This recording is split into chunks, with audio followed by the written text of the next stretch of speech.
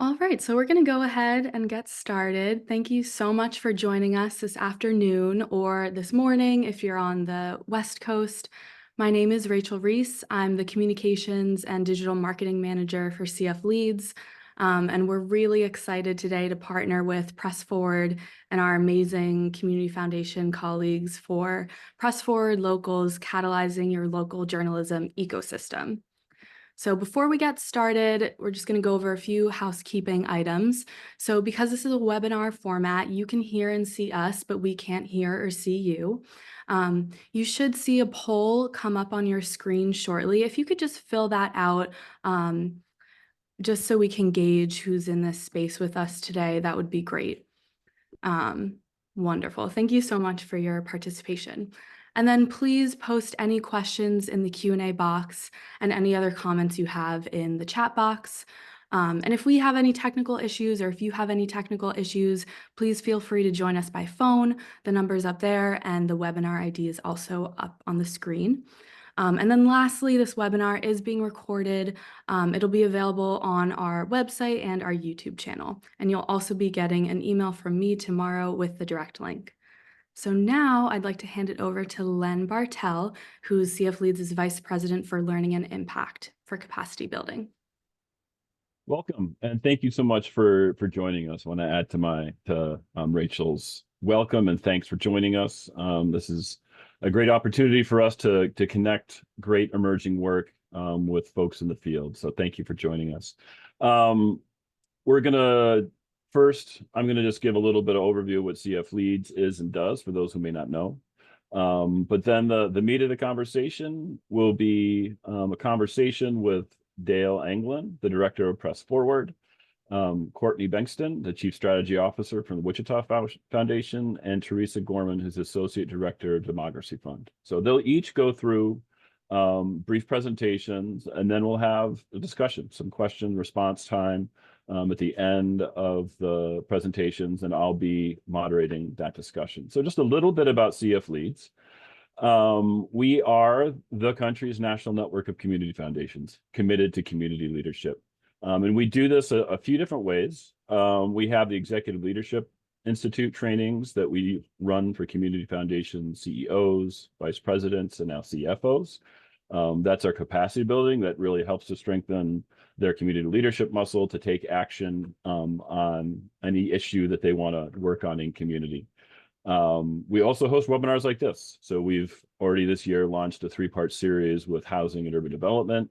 Now the great opportunity to work with Press Forward, and I'm sure you'll see more from us in the months ahead. And this is really how we share knowledge and field innovations and connect peers across the field. And then lastly, tackling the key issues of our time. We do this mainly through our issue networks. Many might know of our Economic Mobility Action Network that we ran last 2 years, then a Gun Violence Prevention Network. We used to run a Racial Equity Network that we hope to launch again. So this is how we really bring together teams from community foundation to work on critical issues in their communities. And then lastly, you can see our mission right there, to really build strong communities by advancing effective practices, sharing knowledge, and galvanizing action, which we just said. And as part of this mission, we're kind of moving into a new place and body of work for us in 2024, which is related to today's conversation and focusing on supporting community foundations and their critical role in building civic infrastructure and strength for local problem solving. And so a robust or even a growing local news and information ecosystem is really a key critical partner in that working community. So enough from me. You came to hear from Dale and Courtney and Teresa. So I'm going to kick it over to Dale. Thank you, Dale. Thank you so much, Lynn, and to CF Leads for hosting this webinar. For me, this is week 2 as director of Press Forward. I'm incredibly excited to be in this space and be working on this issue. But I want to talk to you also, in addition to talking about Press Forward, about the last 17 years that I've spent in philanthropy. 12 of those at a private foundation, the last 7 at a community foundation, and how I got into local journalism, because I would not have considered myself a journalism funder. I was probably where many of you were. You know, of course, you know about journalism and news and information, but why is it necessary for a community foundation to get involved in that? So next slide. this next slide, you got me. So I want to talk a little bit about what we've done in Ohio. What we did with the help of Knight Foundation and some other partners over the last few years is we just asked the question of where do our residents get their information and news that's so important to them.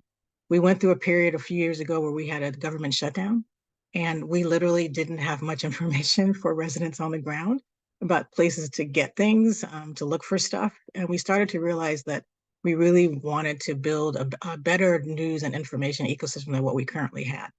And so what you see on the slide today is where we are today, and we're not done. We helped bring documenters here, which helps people document public meetings. We helped start, we meaning the Cleveland Foundation and other partner funders, the first LGBTQ statewide publication, that's the Buckeye Flame. One of our partner foundations, the Gun Foundation, in their focus on criminal justice reform and gun violence prevention, brought the Marshall Project here. We supported a very local reporter who just wanted to focus on Cleveland and the land. And then most recently, we're supporting a statewide initiative called Signal.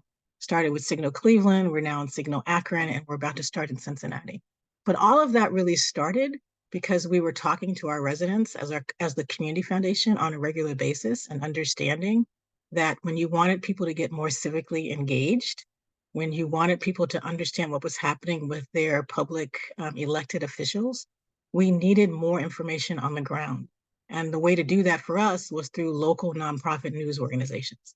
And so what we want to talk to you about today is how we are thinking about supporting and growing that nonprofit and sometimes commercial around the country, and that's Press Forward. And I just want to say one other thing is I have really spent probably 8 or 9 years becoming a journalism funder. You don't just do it overnight. It really takes a while to understand the field, understand what's needed in your community. And you can start really small, and you're going to hear today about lots of examples of the origin stories of this for us. They didn't all start with us completely understanding journalism and launching right in. Next slide. Other way. So we know, I hope you guys know, and this is information that I never want to assume that people understand, because it took me a while for it to sink in, is that, the business model for newspapers collapsed over the last decade or so. And with that, we have lost so many different news sources, a lot of journalists and counting, if you've read the newspapers or listened to the news in the last couple of months. And because of that, we have over 3 million residents we have over 3 million residents who don't have a single source of news, local news. And we're not talking about national. There is national news, and you can figure out which one of those you want to talk to or listen to. But local is what brings residents together. It brings communities together. It helps you understand that the school down the street is having an issue, or it helps you understand a wonderful thing that your community is doing. It really helps bring people together. And I think what we've learned is we took it for granted that it would always be here. And when it's not here, you start to see now what frays around the edges. Next slide. So we know, and this is well documented, and we can share lots of resources at the end, and then afterwards, we're happy to get on calls with you about just what's the problem. The problem is when you don't have good local news, your civic engagement drops, polarization increases, and cities without newspapers see increases in government costs. And you know why that is? That's because it turns out reporters pay attention to budgets. And when we love our politicians, and yet we also want to watch what they're doing. And so all of this is well documented of what happens when you don't have it. So the question is, how do we get it back? It may not look the same. I mean, we need different modalities. It's not all in print, for example. Signal, for example, is all online in Ohio. There's nothing in print. But the point of this is, are you asking the question as a community foundation or a partner in a local community of where do your residents get their information? And is it as robust as it needs to be, both for two purposes? One, the investigative side, and we want to know what's going on, what's wrong, but almost equally as important is what's important to the community for what they need to make quality of life decisions every day. How do they understand what's happening in their school system? How do they understand what's happening in their water? Those types of things need to be happening, need to be on a regular basis. And even when you have things in newspapers that we used to have, remember, they would celebrate a kid who did really well in winning a contest, or you would hear about a neighbor down the street who would help somebody out. It turns out our national newspapers don't focus on that. We need to know those types of good stories in addition to the bad stories to feel like we're a whole community.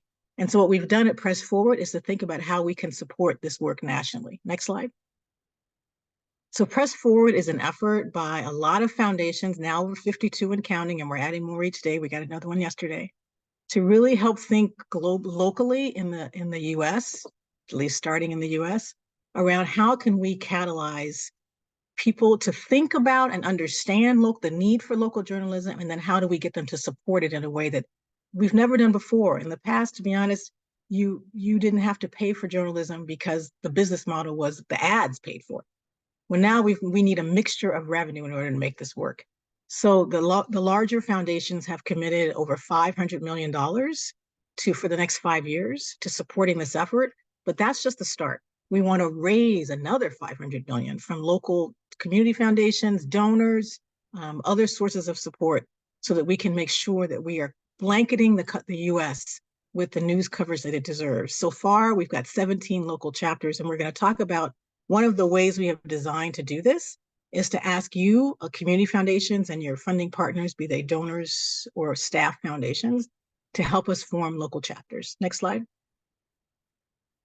So one thing we want to say before I get into the local chapters is it's not all doom and gloom. I know what you see sometimes on the front pages is they've laid off another 100 reporters.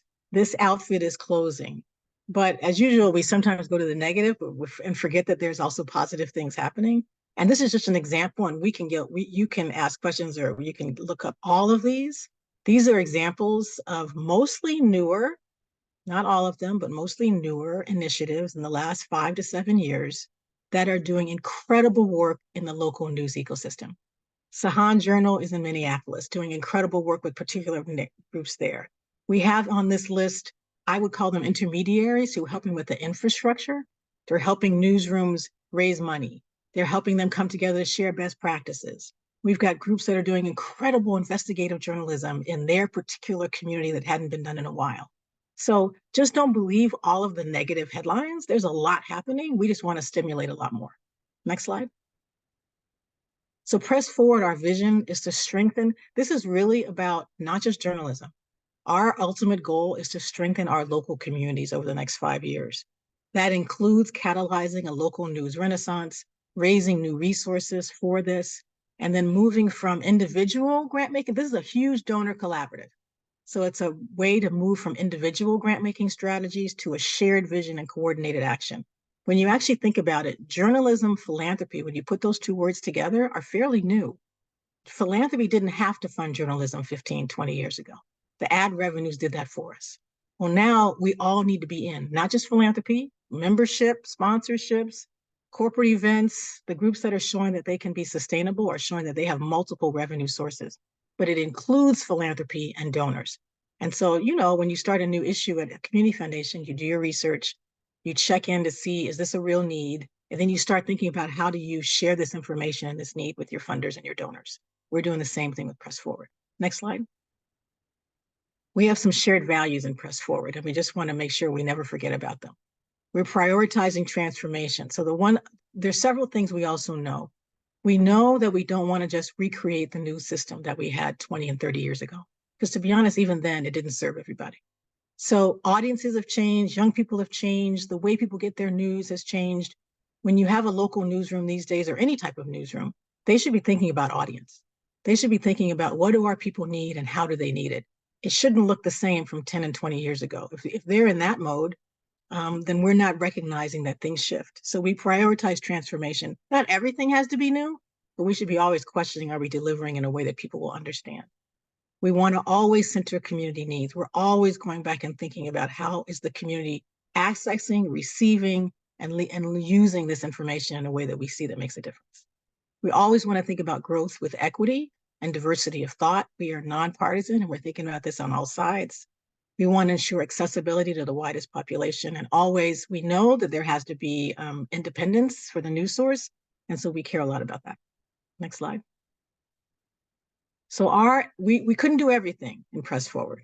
And so the 4 areas that we have chosen to focus on based on research and talking to our funders is definitely strengthening our local newsrooms, definitely accelerating the enabling environment. So the intermediaries and the groups that support these groups, the local news, to be able to do their job well, to close longstanding inequities, and then to always advance public policies, because we believe that one way to support news sources going forward is to think about public policy solutions that may look different per state, per region. They always have to include independence between state and government, between the newsroom and government. But there are other countries that have been funding local news in a nonpartisan way for decades. We could do the same thing here. Next slide. So right now, this is what our investments look like. You know, as a community foundation, and you know because you work with donors are all different and they want to invest in different ways, and you got to allow them to do that, and that's great. So we've done the same thing in Press Forward.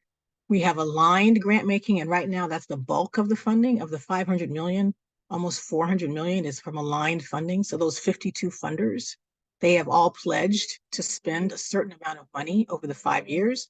They're going to be working together. They're going to be sharing best practices, maybe trying to influence each other on how they spend it, but the money comes directly from them. Then we have the pooled fund. We have some funders who've decided they really want to do a shared learning community. They've put money into a pooled fund, and you will see in the next month or two some RFPs coming out of that pooled fund, directed mostly at things like that are really innovative that we want to share and test out around the country. And then lastly, you guys, which is one of the reasons we're doing this webinar, is the Press Forward local chapters. We really want the chapters to help us think through, how do we catalyze local funding? How do we get donors, residents, staff, foundations to really think about, in their region, you're the closest to the ground, what would it take to build a good local news system in your region, in your city, your state? You define your region or however you want. So there's multiple ways to fund. You could be, as a donor, as a community foundation, you can invest your own dollars. You could say, you know what, I'm going to share this with my donors, and we're not going to invest our unrestricted dollars because we may not have that much, but we are going to really emphasize this with our donors and see if we can get them to support. Next slide. So our local chapters, as I said, that we want to inspire new donors. We want to establish pooled funds and aligned giving, or aligned giving. It could be either one. We do recommend that when you're doing this work, that one of the first legs of the stool is to do your own research with some support, and we have suggestions on how to do that, to understand what's already in your ecosystem, who's there already. Sometimes you've got former journalists who want to do something and they just need a little bit of support to do it. We want you to think about representing Press Forward in your community, really being a stakeholder and a convener in that space. And of course, this is all about community of practice. What are we learning within our local ecosystem that we could share with others so that we can grow this?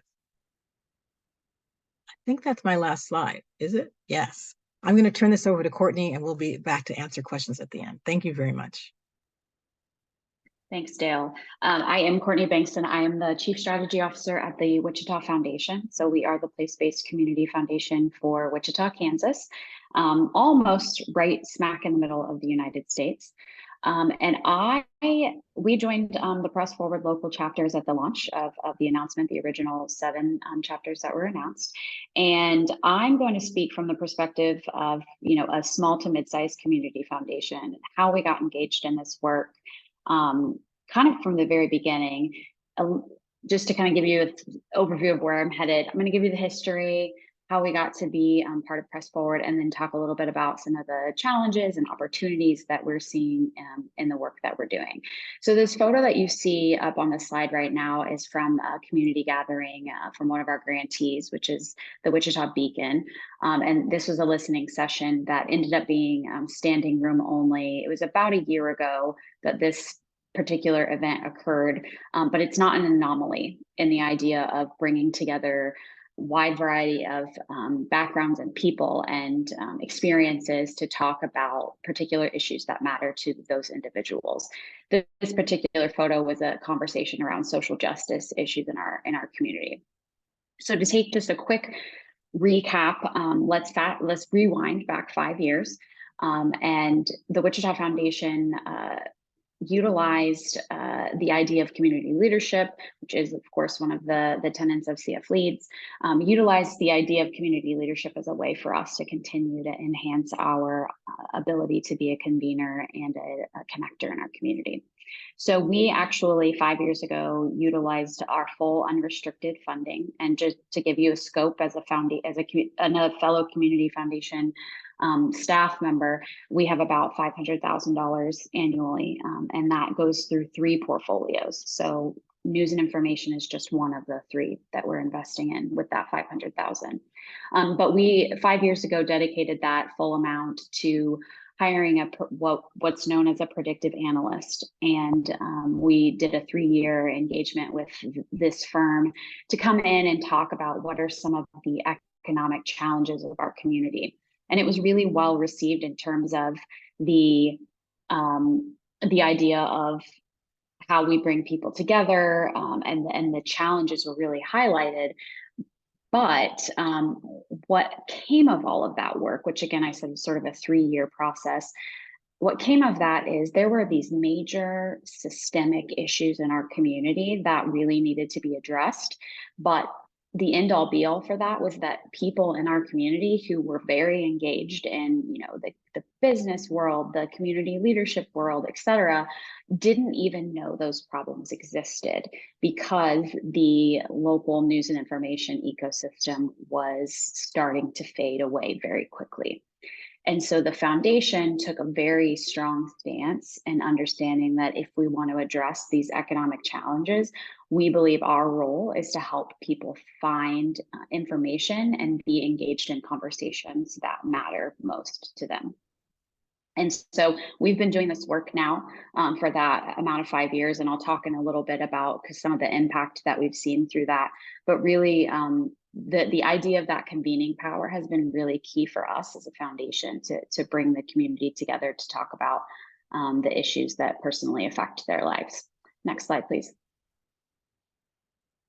So to kind of piggyback off of that, here is how we phrase our why in how we continue to invest in news and information work. When we launched sort of the work that we were doing with this, the very first thing we did was very simple. And we can talk a little bit more about details of different types of grants and partnerships that we've done. But just to give you a scope, we knew, and we inherently believe as a foundation, that informed citizens can create a more engaged community. And so we know we have the convening power to do that. We absolutely believe inherently, our board and staff, that news and information access and dissemination can drive positive social change. And we are in the very early stages of being able to prove out that point. But our motivation is to really talk about all of the issues that matter, whether it's education, homelessness, health equity, economic mobility. These are all things that we're focusing on with the grant making with our donor advisors. And those things cannot be addressed unless the community understands the core issues that fall within those subject areas. And so the very first thing that we did, sort of dipping our toe into this world, was something that Dale mentioned earlier in terms of getting a state of the state of what are the media gap coverages that we have in our community, and hired our local university's public policy center to do that research for us. And then after that was sort of presented both in a public space to the community, but then also presented to the journalism ecosystem separately. Then we offered stipends to journalists to travel to industry conferences in cohort sort of fashion. The foundation, as a convener, went along with them, hosted, and made sure that they were making those connections, but really to start exposing the journalists in our community to what was happening across the country. Next slide, please. So as we did those two things, the research component and the sort of exposure component, our staff then worked on what was our approach going to be. And some of the language that I talk about today is very similar to some of the language of Press Forward and some of the values that the organization has developed. But we really believe that these 3 core things, collaboration, experimentation, and transformation, will lead to our ultimate vision of a more informed and engaged community. And that is how we're measuring it. I would say we've been doing this work for about 5 years, and to be very clear and frank, systemic change does not happen in 5 years, and we are completely aware of that. And so what we're actually doing now is separately working with an impact and evaluation consultant to help us understand what moves are we making positively and negatively in this effort, and then also just openly talking about the challenges and opportunities that we've learned through this work. And really just recognizing that philanthropy in terms of driving local and social change is going to take a significant amount of time. And we are in the long haul for this particular work. So over the last 5 years, we've invested a little over 2 million in the ecosystem. And when I say the ecosystem, I mean whether it was an individual outlet for a particular project or something like starting a collaborative, a journalism collaborative within our community. We very much believe that when we're funding, there are case by case basis when we're funding individual newsrooms, but we really believe that it's important to affect the full scope of the ecosystem and are trying to find projects and partnerships that benefit more than just one individual newsroom. So we have 17 information outlet partnerships in existence, and we've been able to leverage 3.4 million in national funding, which has been a real key for us to be able to do the work at a larger scale. Next slide, please. We're going to get into some of the nitty-gritty details, I think, later on in the discussion, but just really wanted to kind of let you know that this is where we're at right now. We just, you'll be receiving an email later with some resources. And so last year, we just published our first 3 years in this effort and sort of said, here's what we've done, here's what we've learned. And some of the things that we've specifically really tried to highlight are on this slide here. Where we need to be flexible as an organization and allow things to maneuver as they do in the world. Example, we helped launch the Wichita Journalism Collaborative, and it launched on February 28th of 2020. And definitely took a turn in March in terms of how they were going to do their work. And that is where, as a philanthropy and as grants come in, we have to be flexible on how we work with our partners. And you'll notice I'm not ever really saying grantees, because we absolutely believe that the people that we're giving these funds to are our partners in the effort, and we're working through this together. We are fully embracing the learning mindset. And what I mean by that is we are acting and going into this world as if we know absolutely nothing about it. And we really want to engage with every part of our community to be able to start talking about why news and information matters. And so as all of this sort of has come to be, one of the key pieces for us as a smaller community foundation has been leveraging those national partnerships. And so Teresa, for example, I've known for quite some time at Democracy Fund, just utilizing her knowledge as a thought partner to say, okay, we're going to do these things. Who should I know? How can I connect? So whether it's financial partnerships or social, relational partnerships, what's been key for us is leveraging those significantly because we don't have the financial capital alone to be able to do this work in our community.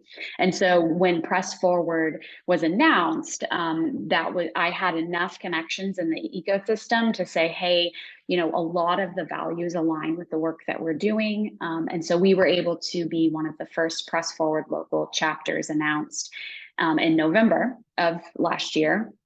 And what that really means for us is it's given us an ability to heighten the cohort idea that we have. We're not just sort of on this lowly local island now, where we've been able to build up a rapport with national funders, with other community foundations, and really thinking about how we can maximize the work that we're doing and share our learnings, but also learn from other people.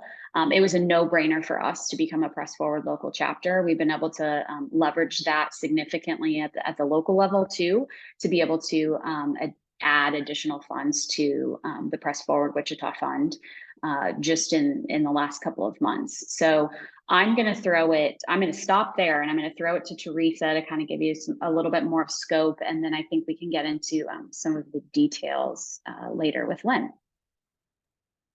Sure. Hi, everyone. And thank you so much, Courtney and Dale. I feel like you covered so much of the amazing lessons that we've learned over the years. So I'm joining today from Democracy Fund, which is a private, nonpartisan foundation committed to achieving inclusive multiracial democracy. And we kind of our hands in every aspect of that Venn diagram on Press Forward. We're part of the pooled fund, we're an aligned funder, but we also are really deeply involved in the Press Forward locals because over the past 8 years, we've invested about $15 million in 10 geographic regions across the US to support local news ecosystems. And next slide. I love this image. We created this image a few years ago because when we were saying ecosystems, there was a lot of question marks, confusion. What exactly are we talking about here? And you can see in this image so many of the things that Courtney and Dale just mentioned. You know, there's pollution, there's people talking on their phones, there's people in a community meeting at a protest. So how information kind of infuses every piece of our lives. And I think that over the years, we've worked with those 10 regions, and in every region, we've had a community foundation partner who's worked with us to think about how can we support news and information in different ways in these regions, and how can we kind of make healthier communities. Now Press Forward is here and can help bring so many of those lessons, both from our work and others, into your ears and so many other community foundations to build that stronger network that Courtney mentioned. Next slide. And I mentioned we've learned a lot over the years. Also this fall, we published a report which talked a little bit about what we've learned funding over the past 8 years, some of the lessons, what's worked, what hasn't, and some of the things that we really want to learn more about. You can see some of the lessons here. But when I was thinking about this webinar, I thought about a specific example that really touches a few of these stories that I have. So one of our first regions that we worked in was North Carolina. I was coming from DC at the time, and folks in North Carolina were like, "Who are you? What are you doing here? And why should we trust you?" So we went to the North Carolina Community Foundation and built a really trusted relationship with them. And they helped kind of be our guide through the foundation world in North Carolina. And once people saw that we were working with the Community Foundation, they trusted us. And that was really important and something that we really valued. So even just that as a national partner is so valuable to us. Then once we did some of that research that Courtney and Dale mentioned, we decided this is a really good place to start a pooled fund. So the North Carolina Community Foundation then said, we probably won't put money in, but we can give you infrastructure and guidance. We can host that pooled fund. And that was, again, another great asset. And we were so thankful to them. So we did some early grant making. And then in 2018, Hurricane Florence hit in North Carolina. And we had learned through our ecosystem assessments that the area that the hurricane hit in the eastern part that was largely rural, underserved, was also very underserved by the news and information. So folks were not getting information before the hurricane about how to leave, how to get safe, and then after the hurricane about how to get resources, how to rebuild.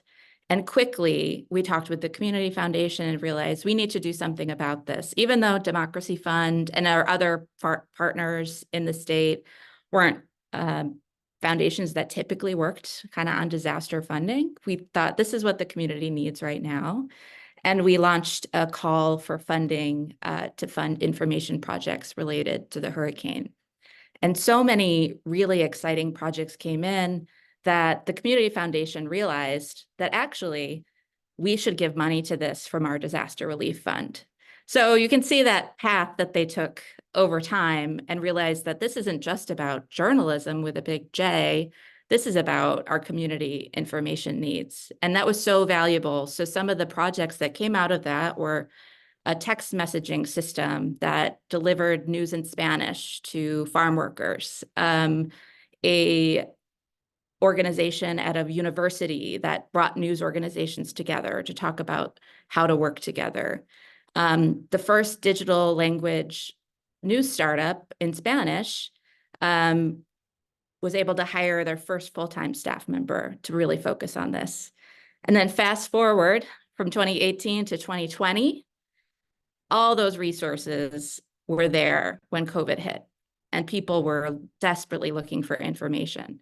So it is this kind of long building on each other, this network building, but we're seeing, even though sometimes it's hard to measure, like Courtney mentioned, how it all can add up, especially if folks like Democracy Fund come in with a learning ear, with humility, and listen to folks on the ground, like the community foundations. And they're such valuable partners in this effort, in our previous efforts, but especially in Press Forward.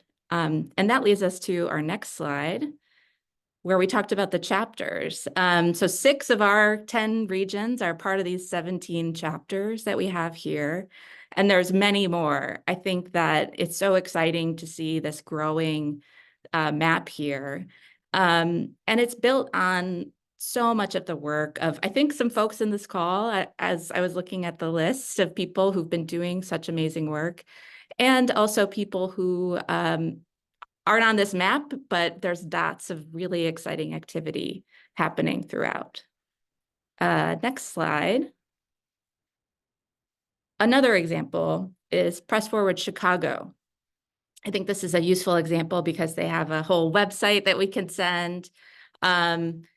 I was thinking about how the day after the November 2016 election, I was on a plane to Chicago to be in a meeting with Chicago funders talking about what should we do about our local news ecosystem. We're not all talking to each other. Our grantees are really confused. We all have different visions.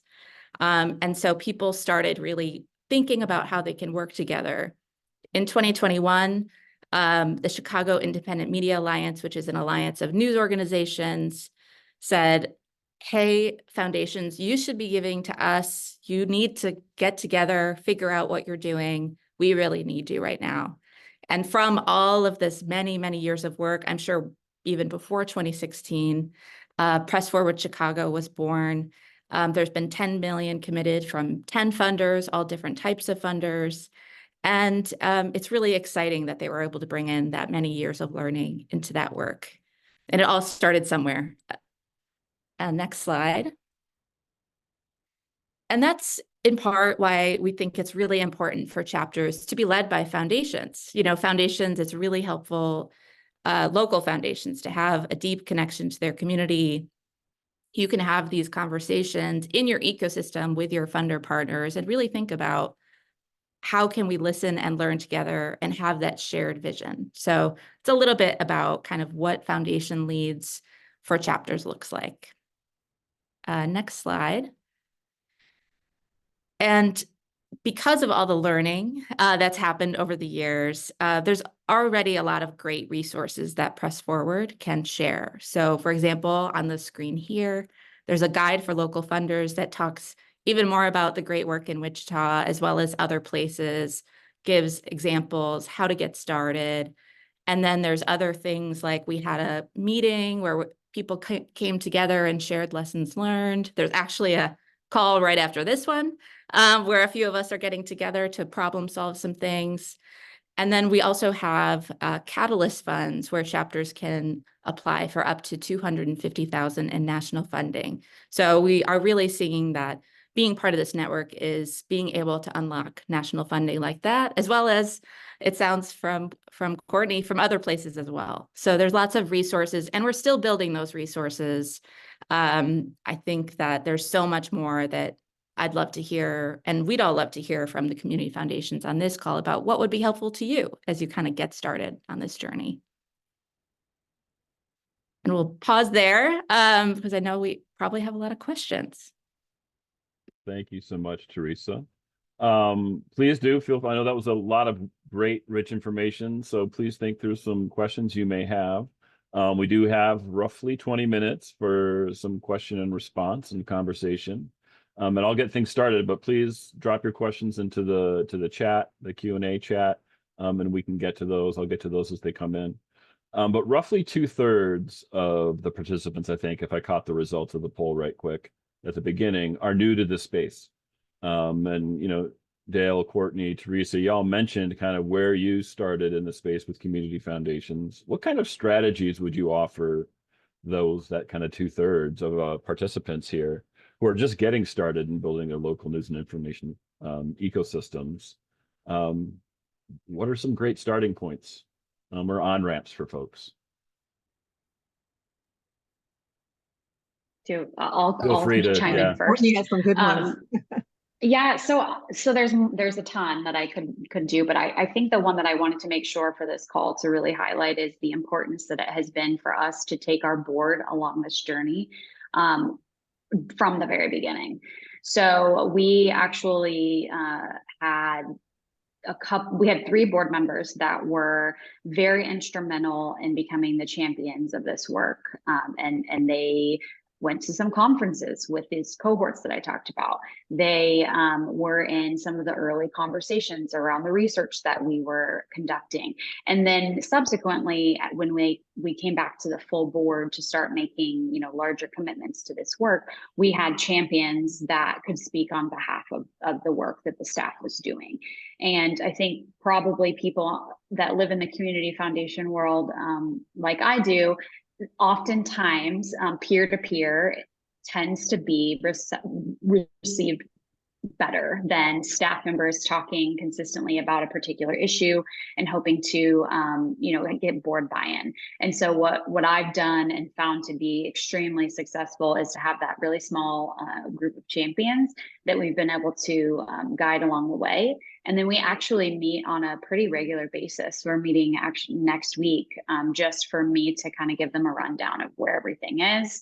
There are a lot of working components to that, but I would just say it's really important to have an organizational wide understanding of the importance of the ecosystem and supporting that before really diving deep into the work as a staff. And I'll just add in that at our community foundation, we actually started pretty small. We didn't even know what we didn't know. And so first we just educated ourselves, staff and a board member. And that took some months to just say, what is this? What you have to invest in so many things when you're a community foundation. There's always an issue. So you want to add another one to the plate? You know, this had better be really important for me to put money there. So we spent some time just educating ourselves. And then we did small experiments. It turned out we had some neighborhood newspapers. We had universities that were doing things. We said, and we had looked at what some other people are doing, and we said, could we just give $5,000 grants for them to work together? Pick an issue, pick an issue that we know is important to our community, or a neighborhood where we know there's things happening in that community. Could you guys work together to figure out what would you cover? How would you do it? We did that for a year. We gave out probably 10 or 12 small grants. We just called it experiments, and we learned along the way who was willing to partner. When did it work? When did it not? Could we get to our target population, which was all of Cleveland, if we kept doing it that way? And we figured out no, we needed to go bigger in some way, shape, or form. And along that way, we found like-minded partners like the American Journalism Project to help us think about going bigger. But I will just say we understand at Press Forward that this is a long-term project. You don't do this quickly. And so however you think it will work for your community foundation first and then other partners, there's no one way to get in. There's no one right way to get in. There's multiple ways. Thank you. Teresa, do you have anything to add? I'll just jump off at that point. And I think one thing that we found in places like Colorado and North Carolina is that some folks had been experimenting, but they hadn't shared it with their other foundations in the community. So we brought people together and they said, oh, I have this report from 2 years ago and we learned a lot, but we never shared it with anyone. So I think also just getting together with other foundations just to have that conversation and be open as you learn along the way, I think is so valuable. And another place a lot of folks start when you want to start small is sponsor an event or convene a small gathering, just really just start having those conversations, really sparks, I think, momentum. Can I add one more thing? We also, it turned out, even in our very early stages, because we're a community foundation, so you're always dealing with donors too. So our grant making team talked to our philanthropy team to say, this is what we're doing. We're looking at this, we're researching it. Do you have any donors you think who even care about this? And it turned out we had a fabulous gentleman who owned a bookstore. And he apparently had talked about this for several years, but we didn't have anything for him. All of a sudden we did. And he has become one of our largest, amazing champions, giving money every year, excited about all the different things that we're doing. So it was also a way to engage donors in an issue that they actually cared about, but we just weren't involved in it. But you do have to just ask the question. Great, wonderful. Thank you for that. And now the questions have started to flood in. Oh, So the first question, community members are raising funds to stand up a Press Forward local chapter in our community. Some contributions may be earmarked for their hyper local community. How can a community foundation navigate these types of restricted contributions? So I'll just say we are navigating lots of different case-by-case examples of how people can support local chapters. There's no one size fits all. We're not saying there's a rule for all of this. We are saying the coalition that is forming that chapter needs to understand their ecosystem. You may decide you want to your foundation only wants to fund one or two of them, but the ecosystem needs to be front and center in everybody's mind so that you're making sure you're not forgetting anybody or that people aren't being supported in ways that everybody should. And that's going to be up to every individual chapter to kind of decide. But I will just say this, I found groups, I thought I knew Cleveland at that point when I started. It turns out I did not. There were hyper local things that I knew nothing about. And I was really glad that I took the time to figure out who they were, why they were important, and how we could convene them all working together. So you may end up, targeting certain groups, but you shouldn't start there. You should start with the universe and then figure out maybe there are some that need your funds more than others or at a higher level than others. But we're hoping that the chapter will start with the larger universe and then figure out where you want to drill down. Great, thank you. And I'm going to be going through these stepwise. I now see there are 12 in the queue, and I do see there's an option in the Q&A chat. Dale, Courtney, and Teresa, if you can access that you can type in an answer. Okay. So if you can help maybe kind of filter them that way, but also listen and respond, that would be great. I want to make sure we get to as many as we can. So we have another one who's Wendy Wallace, who's a big fan of the initiative and helping shape the ways that Pointer can support it. And she has two questions. One is, goal of Press Forward is to strengthen communities over the next 5 years. How are you thinking about measuring that? And how are Wichita and other established Press Forward local communities measuring that? And then the second question is, can you say more about the shared value of independence and interdependence? How and when and how often do you communicate that? And how do you help ensure that journalistic independence in particular is honored over time? I'll take part of the first one. I think Teresa can probably take the second one. In particular, we are looking at multiple measurement strategies or indicators, both from a sustainability and kind of workforce side of the equation, right? Are we able to build new or sustain existing ecosystems, newsrooms in particular, whatever they look like? They could be text messaging, it could be any modality. So we're going to look at, numbers, right? How much money have we raised? How many have we been able to support? How many chapters have we been able to form? Do we have a chapter in all 50 states? That's our goal, at least one. And then there's also the side of, are we able, or are those chapters in this work able to support, to be frank, culture change? Are we looking at demand changing around local news? Are they working with young people so that we're educating young people about their need for news, right? We are coming up with a lot of those indicators. We're going to not be able to do all of them, but we're hoping to actually engage an actual measurement and evaluation firm over the next few months that's going to be embedded with us for the next 5 years. And they will not just be working with National Press Forward, but we've already been asked to how do we help the locals figure out what that looks like in their local chapters. Do you want to add anything, Teresa, about that? No, sounds great. Okay. I think exactly kind of how we've thought about it, and so good that people are thinking early on about that question. And then how are folks ensuring journalistic independence in particular, and that is being honored over time? Yeah, when we think about the success of Press Forward 5 years from now, one of the things that was said to me, and I totally get now, even in week 2, is how are we developing a learning journey in this space? And one of the things to be learned in this space is the importance of journalistic independence, and that we took it for granted for decades. We shouldn't, and we need to. And how do we, whatever public policies that come about statewide or regional wide, how do we make sure that that is embedded in that work? And so we see it as an incredible value. We see it as a thing to teach our local chapters, to teach our fellow funders, to understand why that's so important and how you accomplish it. We've seen other countries able to do that very successfully. How do we do the same thing here? So it's front and center. I would say it's going to be part of our learning journey over the next 5 years. I'll also add, just on the funding newsrooms kind of individually level, about 8 years ago, we worked with the American Press Institute to just come up with some really basic guidelines for think about the type of questions that are appropriate to ask a newsroom versus not trying to influence their work.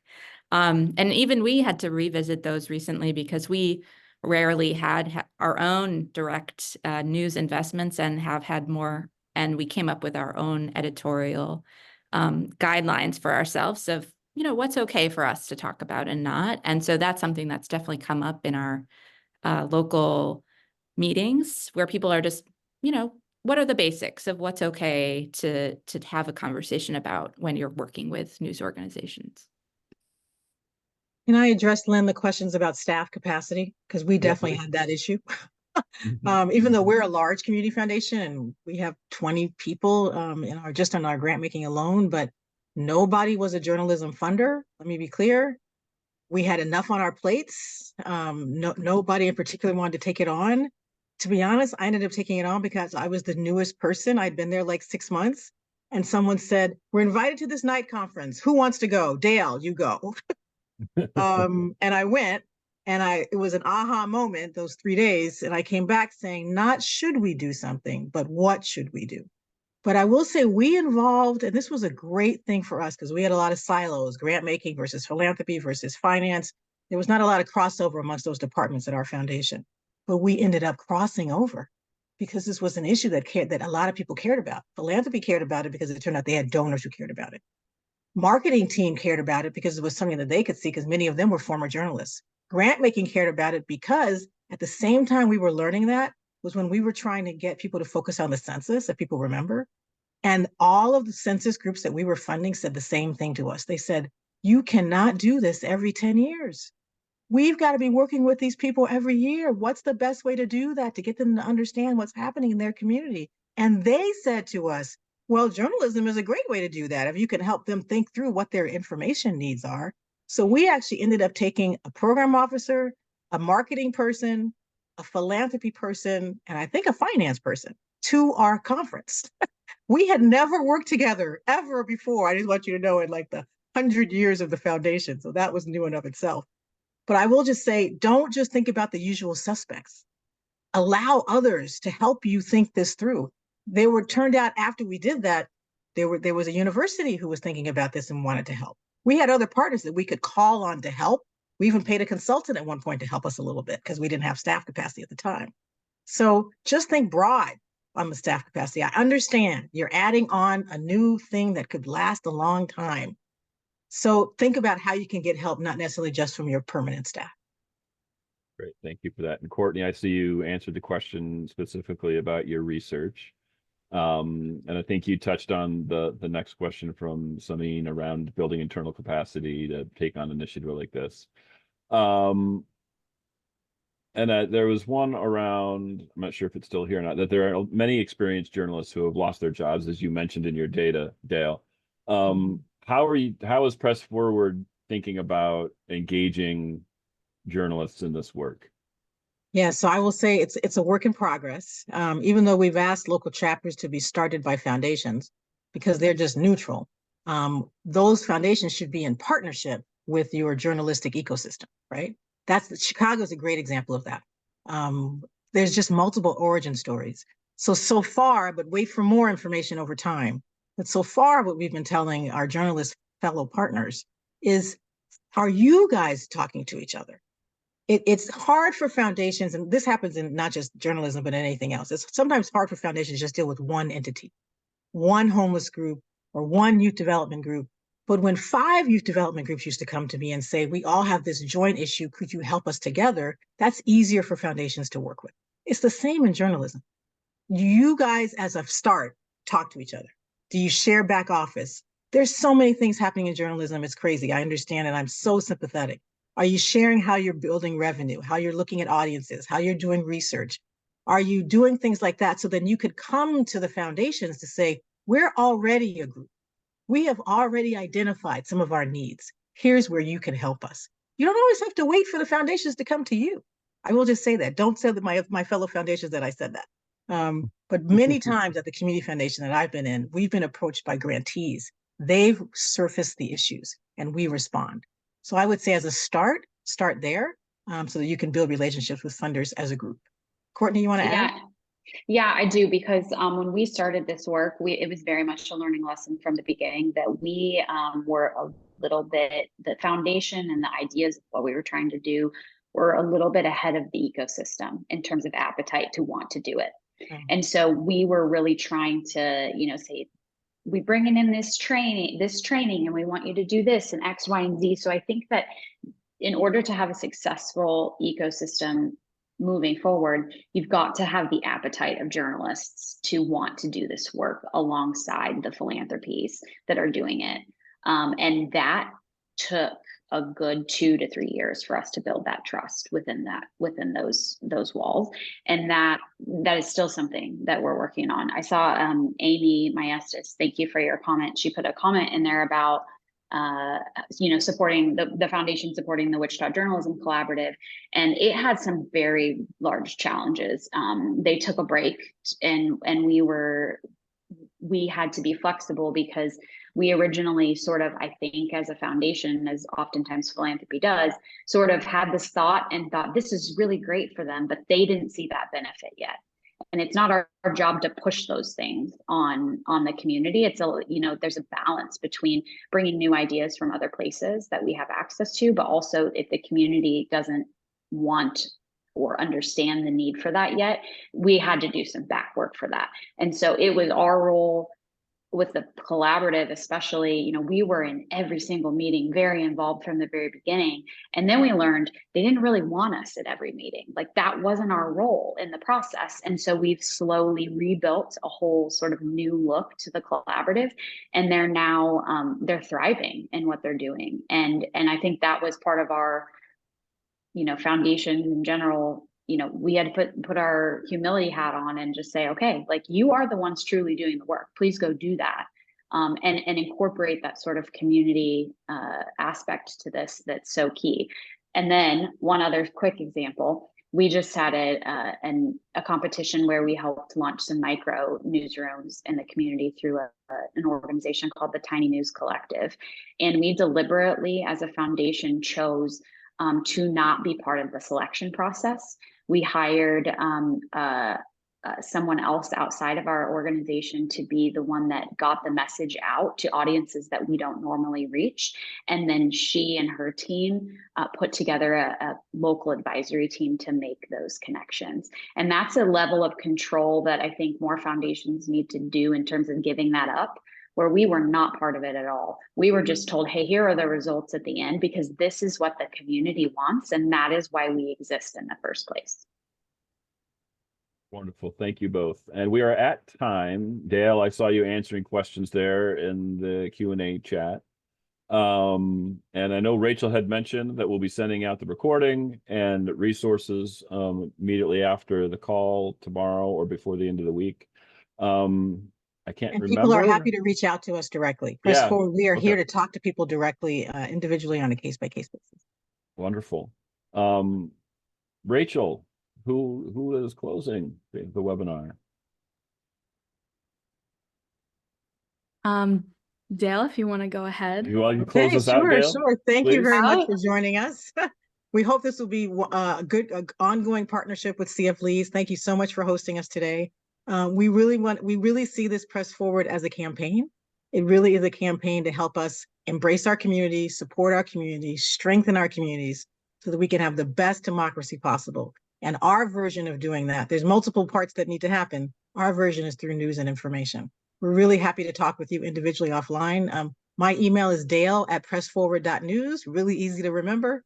We're building a small team, and we have partners like Courtney and Teresa, so you have lots of people that you can talk to if you want more information. And we'll be sending out Dale's email also in the resources after the webinar.